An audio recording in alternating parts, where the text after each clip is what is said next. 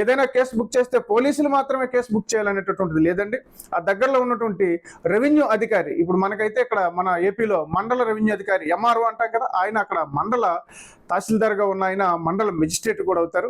అక్కడ చాలా విషయాలకు ఆయనకి సెమీ జ్యుడిషియల్ పవర్ కూడా ఉంటుందన్నమాట. అలా రెవెన్యూ వారు ఈ యొక్క సాక్ష్యాలన్నింటినీ కూడా ప్రొటెక్ట్ చేసి జాగ్రత్తగా సేకరించడం జరిగింది. ఆ తర్వాత ఈ కేసుని సిబిఐకి అప్పచెప్పడం జరిగిందండి. ఆ తర్వాత ఈ సిబిఐ శాంతాకుళం పోలీస్ స్టేషన్ ఇన్స్పెక్టర్ గా ఉన్న శ్రీధర్, అలాగే సబ్ ఇన్స్పెక్టర్ గా ఉన్న బాలకృష్ణన్, రఘు గణేష్, అలాగే head constable Murugan, constable Samadurai, Muthuraja, Chiladurai, Thomas Francis, Velmuthu, Paldurai, వీళ్ళందరిపైన కూడా అభియోగాలు పెట్టి వీళ్ళందరిపైన కూడా కేసులు నమోదయ్యాయి. వీళ్ళందరినీ కూడా అరెస్ట్ చేసి మదురై సెంట్రల్ జైలుకు కూడా తీసుకెళ్లడం జరిగింది. వీరిలోని ఒక పాల్దురై అన్న ఆయన ఆ 2020లోనే కరోనాతోనే చనిపోయాడు. మిగతా వాళ్ళందరూ కూడా జైల్లో ఉండి వారిపైన ఛార్జ్ షీట్లు వేశారు. అప్పట్లో సస్పెన్షన్స్ కూడా జరిగాయి. ఇలా ఈ కేసు 2020 నుంచి ఈనాటి దాకా జరిగి దాదాపు 2420 పేజీల ఛార్జ్ షీట్ వీళ్ళ మీద ఫైల్ చేయడం జరిగింది.